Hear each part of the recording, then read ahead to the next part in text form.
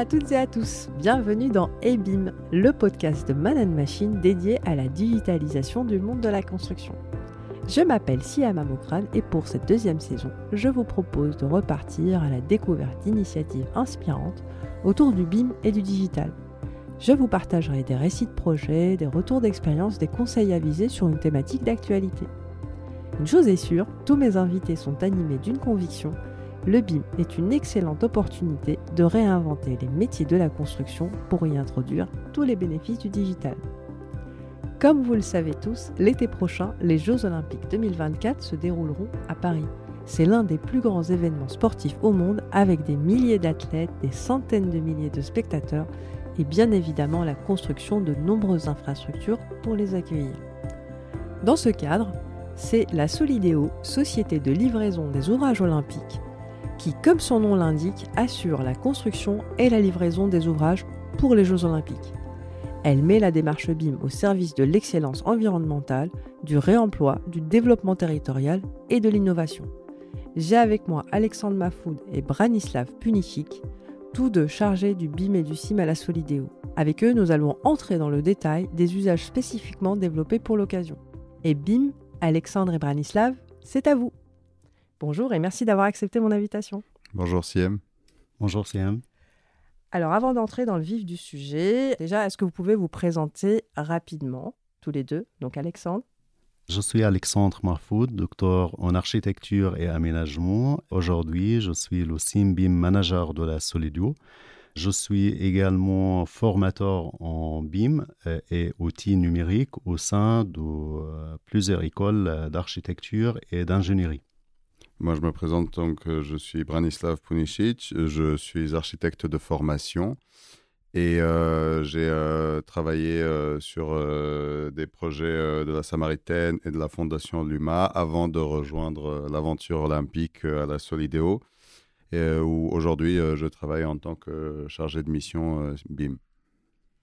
Et alors pour ceux qui ne connaissent pas la Solideo et qui ne connaissent pas vraiment sa mission, qu'est-ce que la Solideo et quel est son rayon d'action? La Solideo est la société de livraison des ouvrages olympiques. C'est une entreprise créée en 2017. Nous avons une mission de 3 volets.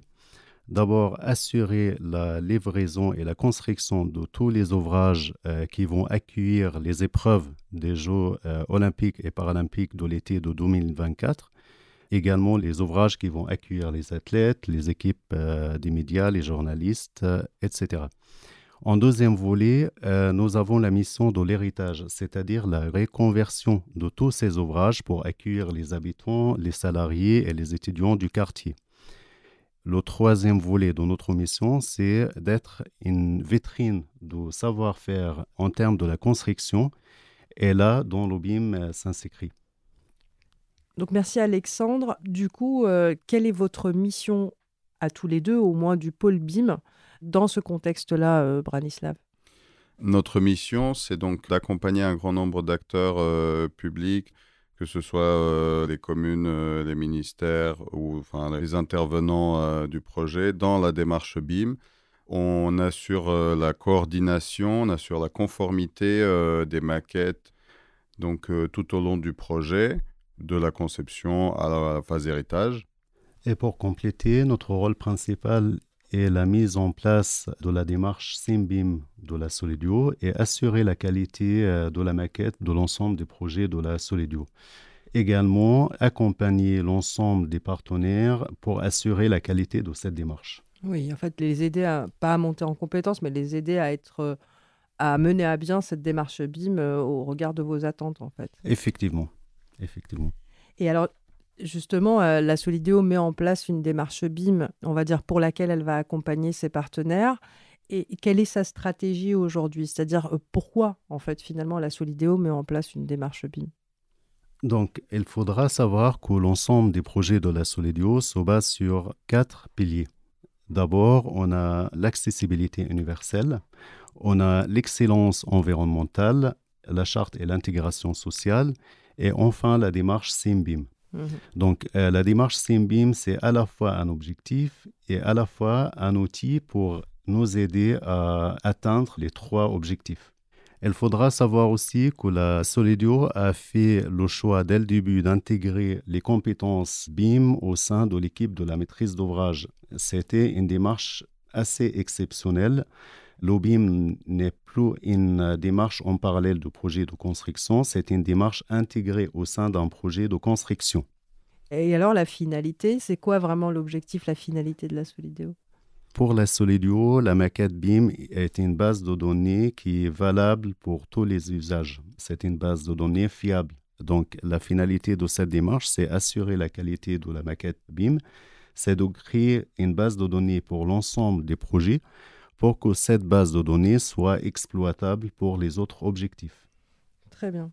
D'accord. Et justement, pour créer cette base de données, vous êtes parti avec des spécifications très précises au départ ou vous l'avez adapté finalement, puisque, enfin, j'ai envie de dire, beaucoup ont vu passer le cahier des charges et la charte de la Solideo, mais est-ce que la Solideo avait une idée fixe au départ de son objectif ou bien elle est partie sur un objectif qu'elle a adapté au fur et à mesure ou, Donc, la volonté stratégique de la direction était là depuis le début de la création de l'entreprise, c'est-à-dire d'intégrer le BIM ou de faire des projets en full BIM.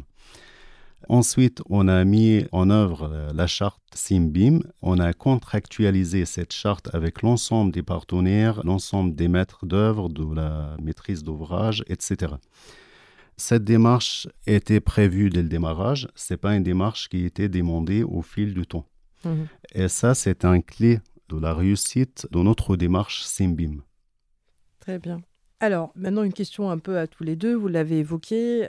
Il y a cette notion, en fait, autour du village des athlètes et du village des médias. Il y a cette notion de 2 phases, en fait. La phase Jeux Olympiques et puis la phase héritage, qui consiste donc à transformer les ouvrages que vous aurez construits en habitation, en bureaux, etc., etc. Et donc, le BIM a été mis en œuvre donc, sur ces projets-là. Est-ce que le BIM a été un facilitateur ou est-ce que ça a plutôt complexifié la démarche, notamment par rapport à ces exigences de transformabilité, je dirais, des ouvrages? Aujourd'hui, on vit une période de la transition numérique du bâtiment, ou ce qu'on appelle dans la littérature anglophone, c'est du changement de paradigme, ou paradigm shift. Donc, le BIM, c'est un outil qui doit faciliter la mission de la construction. Ça ne doit pas être une barrière. Donc, pour le projet du village des athlètes, comme on s'est dit dès le début, on a contractualisé le BIM. On a invité les architectes et les ingénieurs et toutes les équipes de la maîtrise d'œuvre d'élaborer des maquettes BIM pour l'ensemble de ces projets selon le cahier de charge de la Solidio, selon la charte SIM-BIM de la Solidio. Et oui, je dirais que le BIM a joué un rôle central dans le bon déroulement des projets, vu qu'il a permis de mieux coordonner les différents intervenants du projet et qu'il a rendu possible un suivi précis et fiable de l'avancement des missions, ainsi que un suivi de la feuille de route. Aussi, la Solideo a apporté une nouveauté qui est le permis à double état. Donc, c'est une première qui tient compte des 2 phases de vie des ouvrages, donc la phase Jeux Olympiques et la phase héritage. Par exemple, les logements des athlètes seront reconvertis en logements. En ce sens, les maquettes des ouvrages avec leur phasage ont été un élément central de notre démarche. Donc, vu qu'on a pensé aux jeux, mais aussi à la ville de demain et aux besoins des riverains de la ville de demain. Et c'est quelque chose donc, qu'on avait intégré dans la démarche BIM Solideo. Et aujourd'hui, la maquette du village des athlètes, c'est la maquette la plus grande d'Europe. C'est une maquette qui s'étale sur 62 hectares, qui comprend tous les corps d'État, architecture, structure et système. On a aussi les maquettes des voiries, les maquettes des espaces publics, les maquettes paysages. Imaginons qu'on a une seule maquette de l'ensemble de ces projets. Il faudra savoir que ces maquettes sont faites par 42 boîtes d'architecture, des vingtaines de bureaux d'études de différentes spécialités, également de 7 paysagistes. Donc la Solidio a chapeauté cette démarche et également on a réussi à avoir une seule maquette pour ce méga projet. Waouh, c'est impressionnant. Et du coup, justement, quand on parle de cette maquette-là, en fait, on a 2 maquettes dans une maquette. C'est-à-dire qu'on a la maquette de la phase JO et les maquettes de la phase héritage. Effectivement, pour cela, on a utilisé la notion des phasages dans les logiciels du BIM, Très bien. qui a facilité aussi la mission des architectes Oui. avec 1 ou 2 clics. On a les plans en phase héritage et on a aussi les plans en phase JO. Et à vous d'orchestrer tout ça. Oui. Tout à fait, tout à fait. Nous, notre rôle, c'était de lancer les éléments référentiels. Ensuite, d'accompagner l'ensemble des architectes ou des maîtres d'ouvrage pour améliorer la qualité des maquettes, contrôler les maquettes et finalement assurer un bon résultat de l'ensemble. Sachant qu'aussi, on s'était confronté à vraiment différents niveaux de maturité. Il y a des gens qui travaillaient déjà en BIM et sur des grands projets, des plus petites structures pour qui c'était une première fois. Voilà, des niveaux intermédiaires. Et justement, ce qui était intéressant, c'était d'accompagner et d'aider à articuler tout ça autour de chacun des projets. Effectivement, et la moitié d'architectes n'étaient pas encore dans le BIM, donc c'était l'occasion pour lancer leur premier projet en BIM. Et justement, ça rejoint tout à fait la question que je voulais vous poser sur la maturité des acteurs. Et on sait que les maîtres d'ouvrage, de toute façon, sont des catalyseurs, quoi qu'il arrive. Et ces projets-là ont toujours été des catalyseurs pour permettre aux maîtrises d'œuvre, aux entreprises de se lancer dans la démarche BIM. Et justement, quelle a été votre démarche pour les aider à y aller, je dirais, au-delà du volet financier? Quel a été le rôle de la Solideo là-dedans La Solidio a exigé le BIM dès la phase concours, dès le démarrage du projet. Il faudra savoir, quand on parle du BIM, quand on parle des cas d'usage, chaque acteur a ses propres cas d'usage. Par exemple, pour un architecte, le plus important, c'est avoir des livrables fiables. À l'échelle de la Solidio, on avait nos propres cas d'usage. L'essentiel, c'est la qualité de la maquette qui a permis d'assurer l'ensemble des cas d'usage.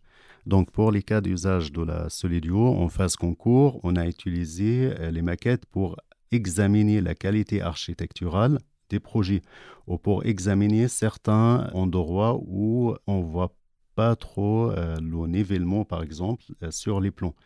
On a utilisé toutes les fonctionnalités des coupes, etc.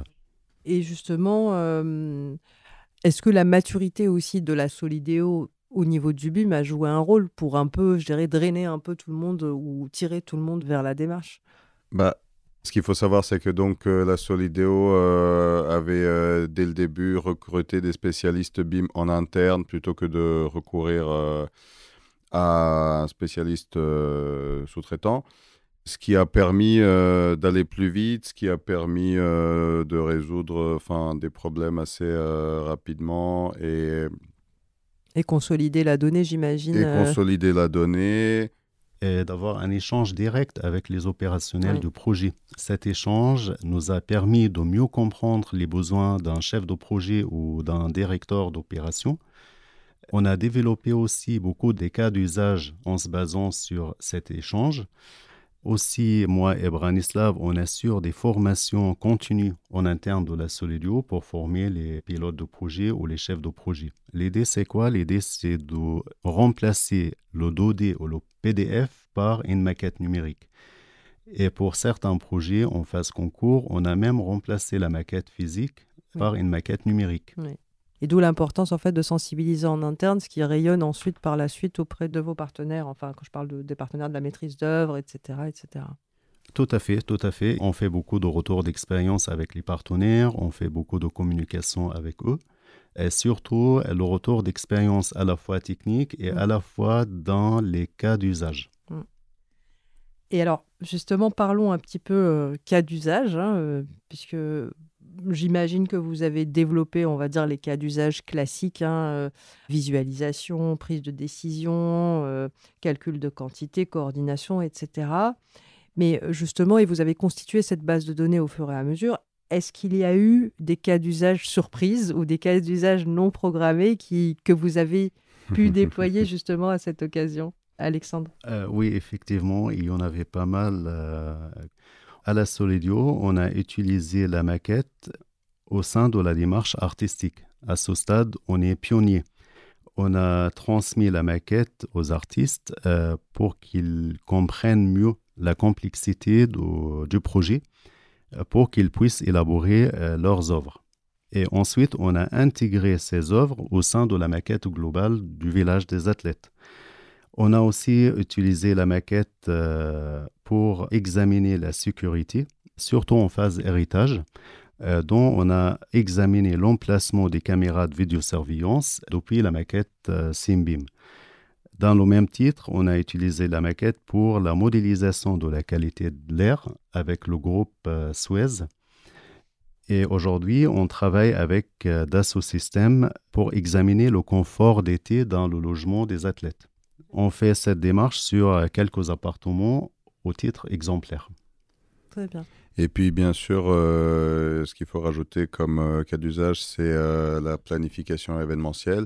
C'est-à-dire que les maquettes seront utilisées aussi pour mieux planifier tous les événements lors des Jeux.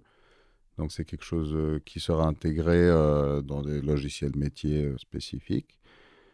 Aussi, on utilise la maquette pour examiner l'accessibilité universelle. À la Solidio, notre collègue expert accessibilité universelle utilise cette maquette pour examiner l'accessibilité des appartements et surtout les espaces publics. D'accord.